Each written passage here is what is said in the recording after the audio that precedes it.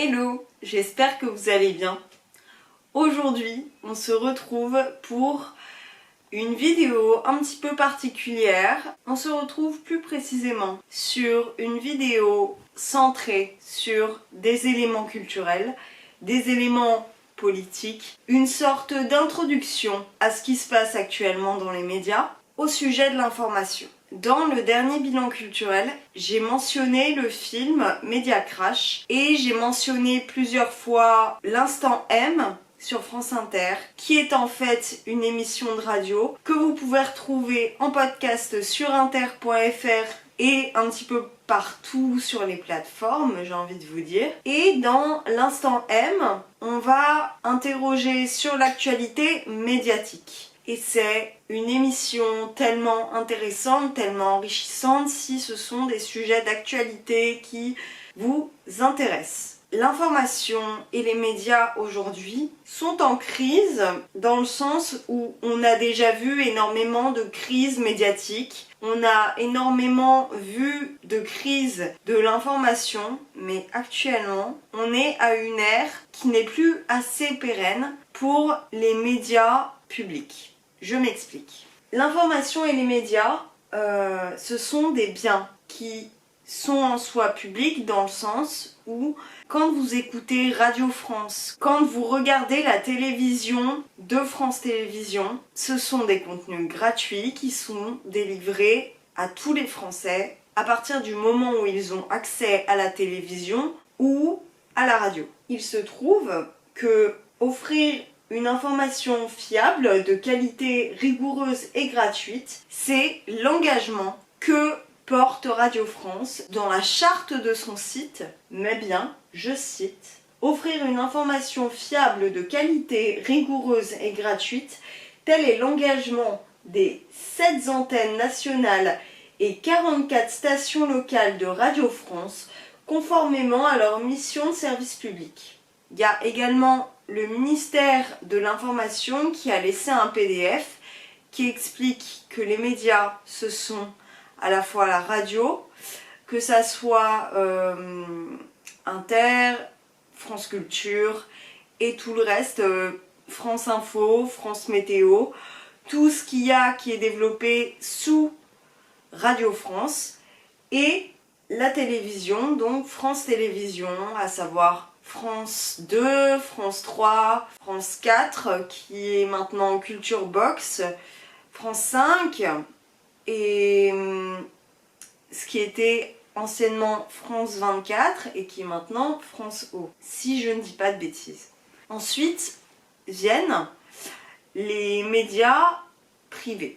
Et alors, c'est davantage ce vers quoi je vais me tourner, dans le sens où je voudrais évoquer des problèmes, des grosses problématiques actuellement, et le problème que plusieurs candidats proposent une cessation de la redevance. Nous sommes à moins de 2 semaines des élections et que plusieurs candidats souhaitent enlever ou restreindre la redevance télé. La redevance télé, pour vous expliquer plus ou moins ce que c'est, il s'agit de frais que chaque Français qui possède une télévision paie chaque année, qui s'élève à 130 €, il me semble, par an, ce qui est un coût pour certaines familles et qui, de l'autre côté, ne l'est absolument pas pour de gros groupes.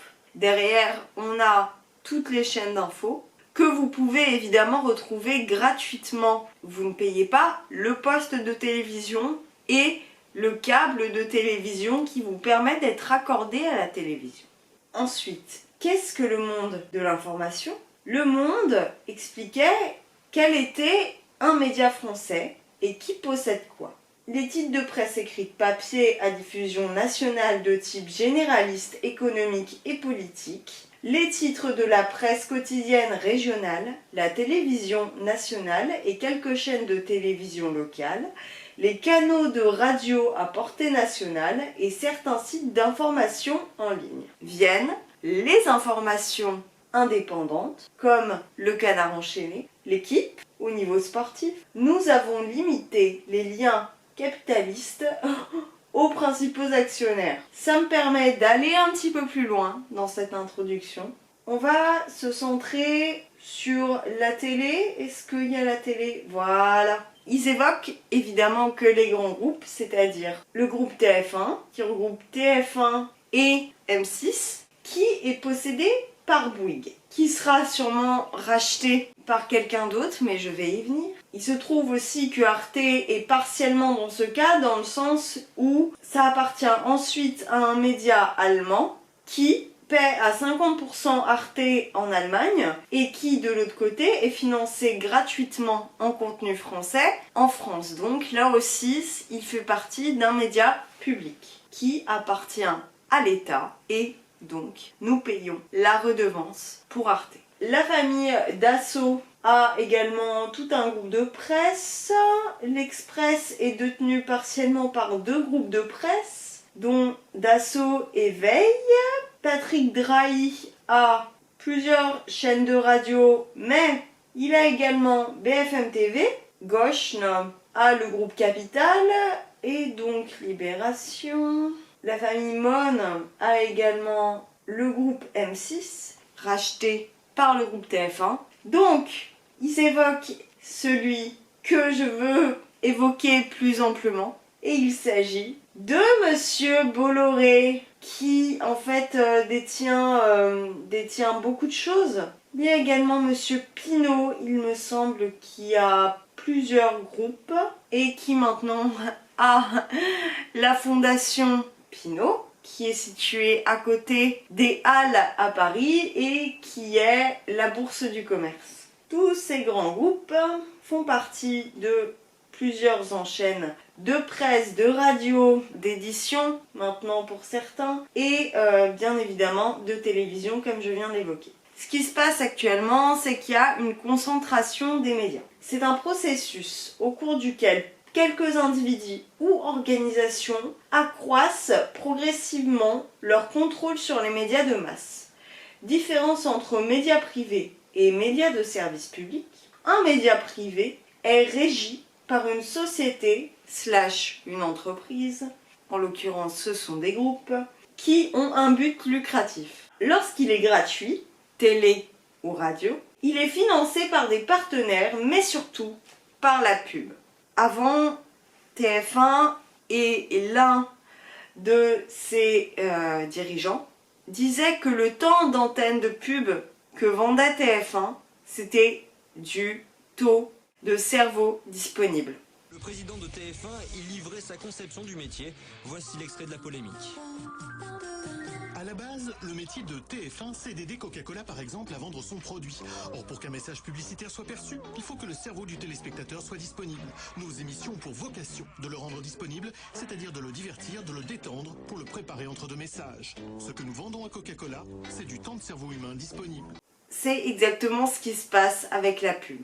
En France, il y a de la pub sur les chaînes de service public, mais vous pourrez remarquer qu'il y en a tout de même un peu moins. Désolée si l'angle, la lumière ou quelque autre chose a changé, j'ai dû changer de carte SD. Actuellement, on voit que les principaux médias sont détenus à 90% par des médias privés et par des groupes privés. Je voudrais faire une partie plutôt centrée sur Bolloré, l'autre sur les risques, voir comment on peut élargir et la conclusion.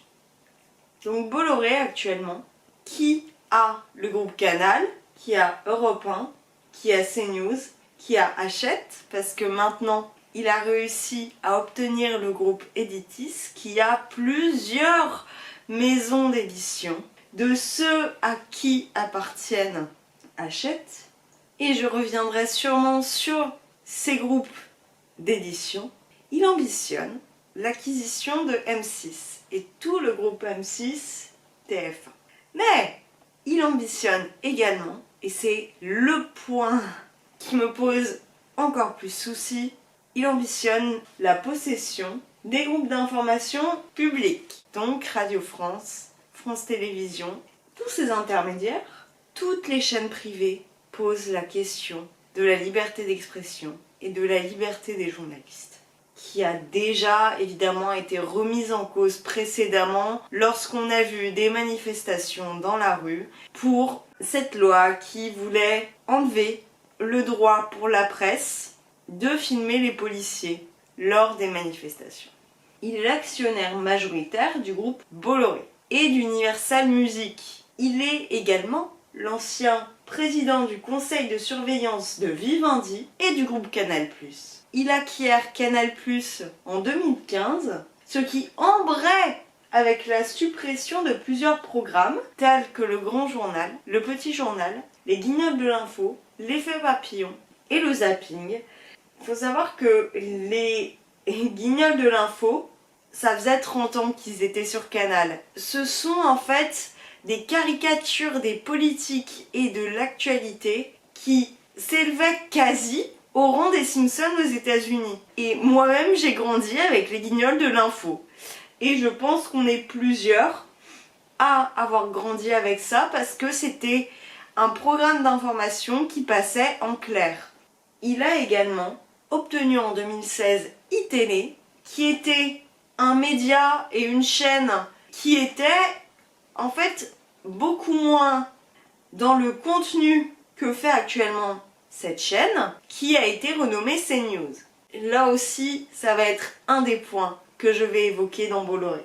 Malgré 31 jours de grève de la part des journalistes de la chaîne pour maintenir leurs droits et leur indépendance, la chaîne, elle sera du coup renommée et rééditée en adéquation avec la pensée de Monsieur Bolloré, qui est une idéologie d'extrême droite, très chrétienne, très ancrée dans l'Église. Il intègre également Zemmour à la chaîne. Ce dernier aura un temps d'antenne qui s'élève à près de 45%, soit 44,7% du temps d'antenne. Pour vous dire, Marine Le Pen a moins d'antenne que lui sur cette chaîne. Et au total, il acquiert également C8 ou D8, je ne sais plus comment cela s'appelle, où il arrive à mettre Cyril Hanouna, qui a énormément de temps d'antenne, il faut le dire.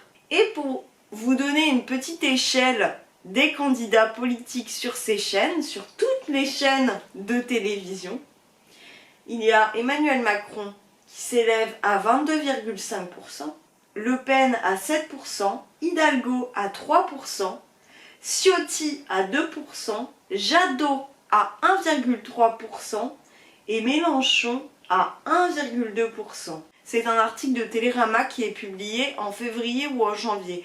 Donc peut-être que depuis, les sondages ont changé et peut-être qu'ils sont quand même différemment placés. Et fin 2020, le groupe Bolloré détenait 27% du capital de Vivendi, dont l'ambition est de devenir l'un des leaders mondiaux dans les contenus, les médias et la communication. Et en 2021, c'est la 538e fortune mondiale et la 14e fortune française, avec plus de 5 milliards d'euros.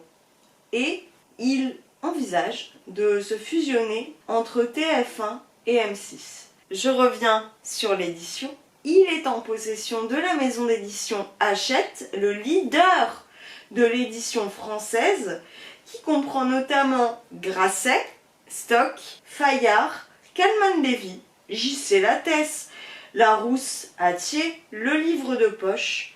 Il avait déjà Editis, qui est le numéro 2 sur le marché, avec notamment Julliard, Plomb, Perrin, donc Le Cherche Midi, Bordas, Bouquin, Le Robert, Nathan, Pocket et La Découverte. Donc ça, c'est un article de l'Express qui date de début février.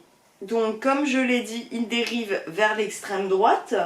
Derrière, il place Édouard Roux, qui était jusque-là un chroniqueur à l'hebdo d'extrême droite, Valeurs Actuelles, qui est détenu par Pinault. En janvier, plusieurs détenteurs de l'information privée sont appelés en audition au Sénat, dont Bolloré, le 19 janvier.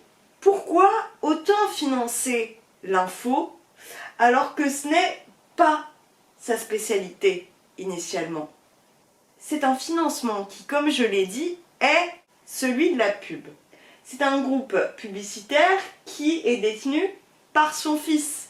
Et le patrimoine de ce fils s'élève à 2 milliards en plus de la fortune de Bolloré, il a un monopole en Afrique et grâce à des échanges, il arrive à fructifier son affaire.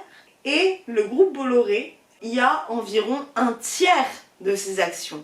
On pourrait se dire que effectivement c'est ça qui l'intéresse, sauf que l'on voit également qu'il n'est pas concentré autour de l'information.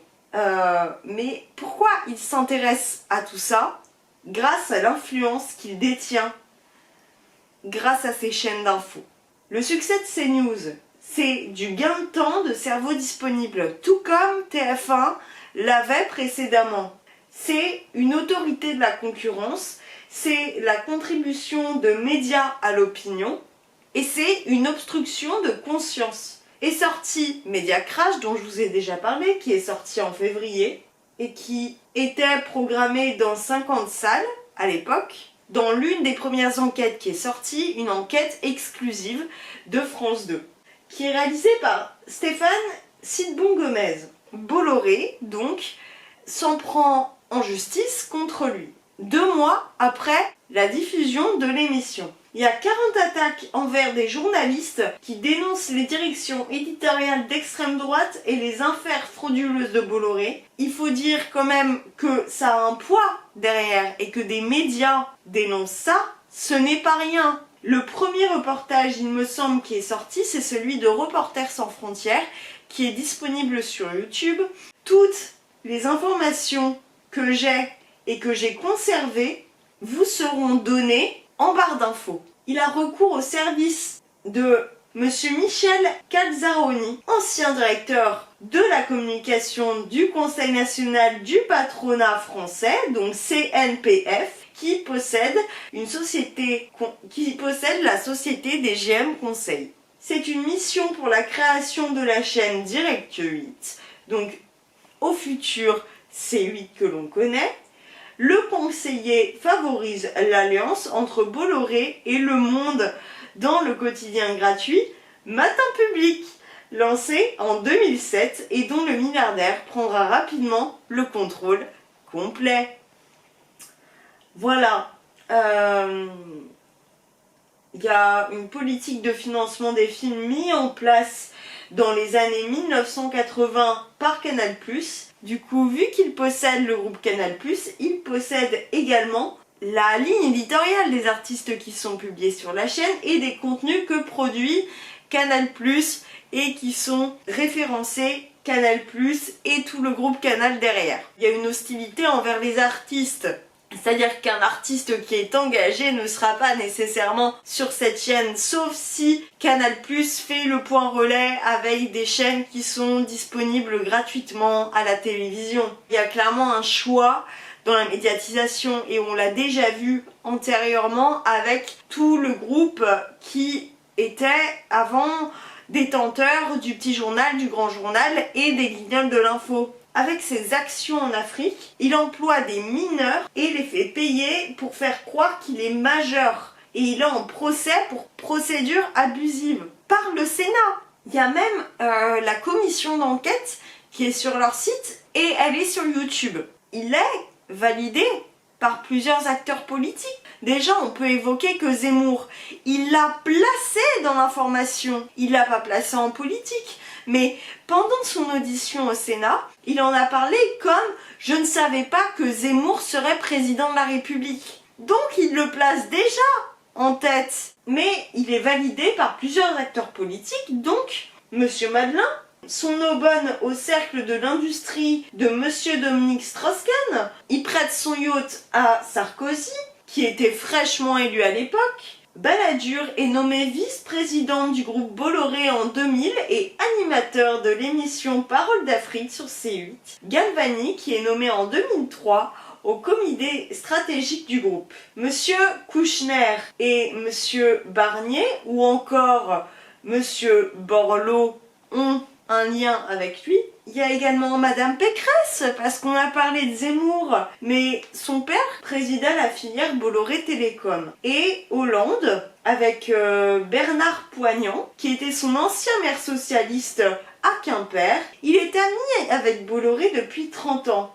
Il lui a remis la médaille Grand Or du Travail en 2013. Et Emmanuel Macron, lui, s'accorde fort bien du Bolloré-Zemmour, jouant le tantôt de la confrontation par ministre interposé, / Schiappa ou Moreno, qui était déjà passé chez Hanouna, tantôt la fausse connivence en laissant un conseiller de l'Élysée intervenir en direct par SMS dans l'émission de Pascal Praud, l'animateur qui se définit à 100% Bolloré. Donc ça vient de RTL et Prod TV. Le décor médiatique est planté. Lors de la prochaine élection présidentielle,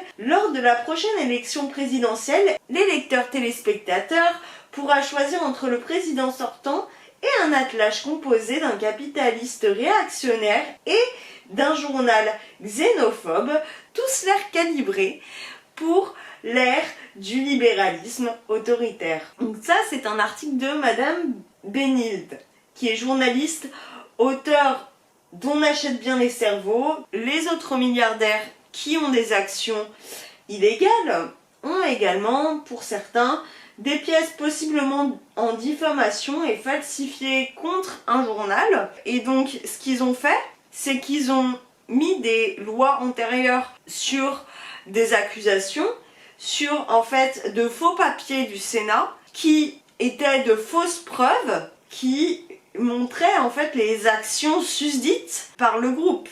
Et les journalistes n'avaient jamais effectué ces actions, et ça a été décrié devant la cour. Vatex a aussi été attaqué par Arnaud dans Complément d'enquête pour ses actions en Roumanie, qui sont à peu près similaires à celles d'Afrique pour Bolloré. Les journalistes sont pris secrètement en photo lors de leur investigation aux côtés d'une usine. Donc c'est une usine de fabrication de chaussures LVMH.